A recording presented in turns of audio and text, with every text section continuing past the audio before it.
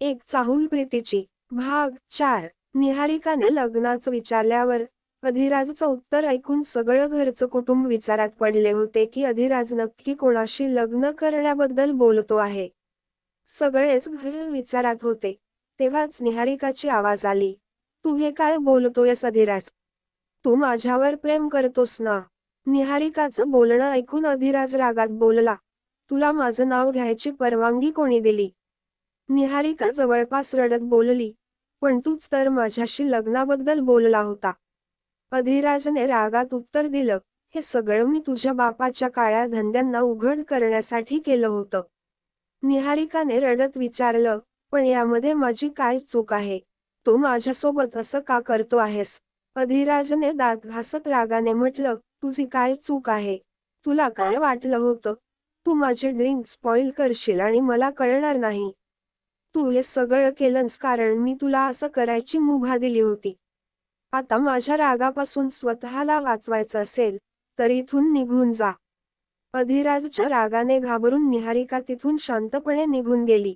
अधिराजच्या रागामुळे घरचे सगळेच लोक घाबरले होते। तेव्हा अर्णवजी म्हणाले, अधिराज जर तुला निहारिकाशी लग्न करायचं नाही तर तू कोणाशी लग्न करणार? अर्णवजींचं बोलणं ऐकून अधिराज पिहूकडे वळला आणि तिच्याकडे चालत जाऊ लागला। हे पाहून पिहू अनुष्काच्या कानात फुसफुसून म्हणाली, हा डेवल आपल्याकडे का चालत येतो?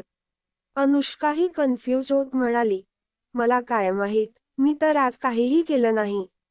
पिहू आणि अनुष्का बोलतच होते, तेव्हाच अधिराज त्यांच्या समोर आला आणि पिहूचा हात धरून तिला मंडपाकडे घेऊन जाऊ लागला।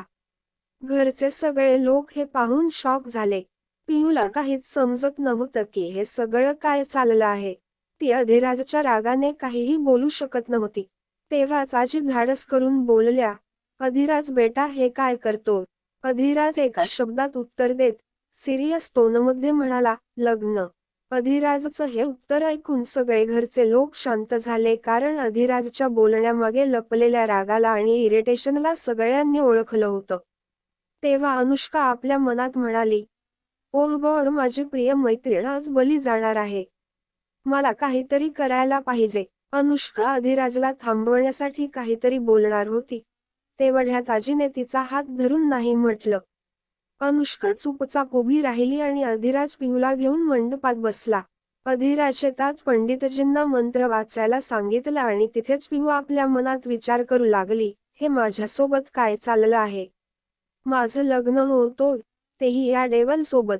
नाही, नाही, असं होऊ शकत नाही, मी नक्कीच स्वप्न पाहते आहे। पिहू हा सगळा विचार करत अनुष्काकडे पाहू लागली, जणू ती म्हणत होती की मला वाचव। पण अनुष्कानेही तिच्या चेहऱ्यावर हेल्पलेसनेस दर्शवली। हे पाहून पिहूला समजलं की आता हे लग्न कोणीही थांबवू शकणार नाही। तेव्हाच पिहू धाडस करून अधिराजला म्हणाली, हे तुम्ही काय करताय मिस्टर देशमुख? मला तुमच्याशी लग्न करायचं नाही।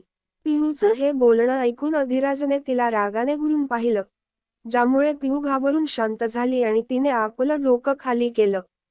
तेव्हाच पंडितजींनी दोघांना फेऱ्यांसाठी उभं राहायला सांगितलं। हे ऐकताच अधिराज ताबडतोब उभा राहिला, पण पिहू आपल्या जागेवरून उठलीच नाही। हे पाहून अधिराजने तिचा हात धरून तिला उभं केलं आणि फेरे घ्यायला सुरुवात केली। पिहूही हळूहळू आपल्या पावलांना हलवत अधिराजसोबत फेरे घ्यायला लागली। 7 फेरे पूर्ण होताच दोघेही परत आपल्या जागेवर बसले।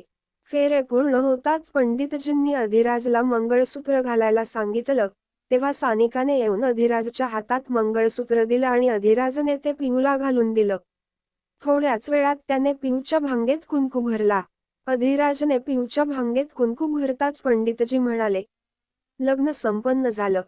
आजपासून तुम्ही दोघं पती पत्नी आहात। आता तुम्ही दोघांनी मोठ्यांचा आशीर्वाद घ्या। हे ऐकून पिहू भानावर आली आणि स्वतःशीच पुटपुटत म्हणाली, हे माझ्यासोबत काय झालं? माझं लग्न झालं, तेही या डेवल सोबत, मी कसं राहणार त्यांच्यासोबत? पिहू हे सगळं विचारत असतानाच अधिराज तिला घेऊन आजीजवळ गेला आणि त्यांचा आशीर्वाद घेऊ लागला। आजींचा आशीर्वाद घेतल्यावर अधिराज तर कुणाकडे आशीर्वाद घ्यायला गेला नाही। हे पाहून अर्णवजी आणि सानिका यांना खूप वाईट वाटलं, पण त्यांना आधीच माहीत होतं की अधिराज संस्कफेल। तेव्हाच अर्णवजी अधिराजला टोचत म्हणाले, अधिराज, तू पियूशी लग्न केलं ठीक आहे, पण ज्या कारणासाठी केलं आहे त्यासाठी हे लग्न खरं नाही. पियूचं वय अजून 20 आहे आणि मुलींचं लग्नाचं लीगल एज आता 21 आहे.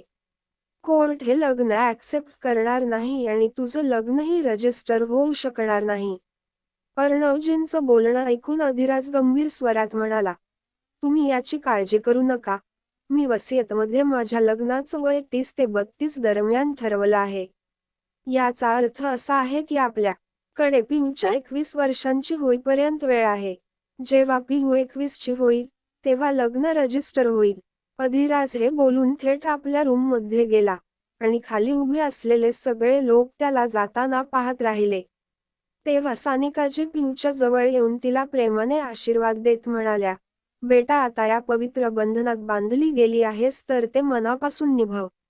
तेवढ्यात अनुष्काही पिहूच्या जवळ येऊन म्हणाली, पवित्र बंधन की जबरदस्तीचं बंधन? तुम्ही सगळ्यांनी दादाला थांबवलं का नाही? यावर दादी अनुष्काला समजावत म्हणाल्या, अनुष्का शांत हो, आता जे व्हायचं होतं ते झालं आहे. मग त्या पिहूला म्हणाल्या, पिहू बेटा, तू अधिराजचा आत्तापर्यंत फक्त रागच पाहिलाय. पण माझ्यावर विश्वास ठेव, त्याचं खूप सुंदर आणि स्वच्छ मन आहे. यावर पिहू काहीच बोलली नाही आणि ती चुपचाप सगळ्यांचं बोलणं ऐकत राहिली. तेवढ्यात अचानक अनुष्का पिहूचा हात धरून तिला तिच्या रूम मध्ये घेऊन गेली. रूम मध्ये जाताच पिहू रडवेल्या आवाजात अनुष्काला म्हणाली, लग्नाच्या मंडपात मी त्या दिवसाला कोसत होती ज्या दिवशी मी तुला भेटले. अनुष्का पिहूचं बोलणं ऐकून आश्चर्याने म्हणाली, आता यामध्ये माझी काय चूक आहे? पिहू म्हणाली, चूक तर माझीही नाहीये ना अनुष्का. अनुष्काने पुन्हा विचारलं, मग तू काही बोललीस का नाही? पिहूने उत्तर दिलं, बोलली होती पण त्यांनी इतक्या रागाने मला घुरून पाहिलं की मी शांत झाले. यावर अनुष्का निराश होत म्हणाली, हो, तर आता पहा शांत राहण्याचा परिणाम, तू त्यांच्या बायको झाली आहेस. तेवढ्यात त्यांच्या रूम मध्ये सानिका आल्या आणि म्हणाल्या, पिहू बेटा, तू आता या रूम मध्ये राहणार नाहीस तर अधिराजच्या रूम मध्ये राहशील. पिहूने हे ऐकताच ताबडतोब चिडून म्हणाली, बिलकुल नाही आंटी. तुम्ही मला त्या डेव्हल सोबत राहायला कसं सांगू शकता? तुम्हाला माहित आहे की ते घरात आले की मी भीतीने रूम मधून बाहेरच निघत नव्हते. मग मी त्यांच्या रूम मध्ये कशी राहू शकते? नाही नाही, मी नाही जाणार तिथे. यावर अनुष्काही तिच्या बाजूने म्हणाली, हो आई, ती कशी राहणार दादासोबत? तेवढ्यात सोहाही रूम मध्ये येत म्हणाली, पिहू, जर तू दादाच्या रूम मध्ये गेली नाहीस तर कदाचित दादा तुला घ्यायला इथेच येईल आणि तो रागात असेल. यावर पिहू घाबरून म्हणाली, हे काय म्हणताय दी शुभ शुभ बोला. मग सोहा ताबडतोब पिहूचा हात पकडत म्हणाली, मग तू शुभ शुभ कर आणि चल आमच्या सोबत. यावर अनुष्का पिहूकडे पाहत म्हणाली, जा पिहू, नाही तर दादा रागावेल. पिहूने थोडं विचार करून हळूच म्हटलं, ठीक आहे, मी माझे कपडे घेते. पिहूने आपली नाईट ड्रेस घेतली आणि सानिकासोबत अधिराजच्या रूमकडे गेली. आता काय होईल जेव्हा पिहू अधिराजच्या रूम मध्ये जाईल? काय होईल अंजाम पिहू आणि अधिराजच्या या लग्नाचं? काय पिहू राहू शकेल अधिराजसोबत एकाच रूम मध्ये? To be continued. व्हिडिओ आवडला असेल तर लाईक करा, शेअर करा आणि चॅनेलला सबस्क्राईब करून बाजूची घंटी नक्की दाबा. धन्यवाद.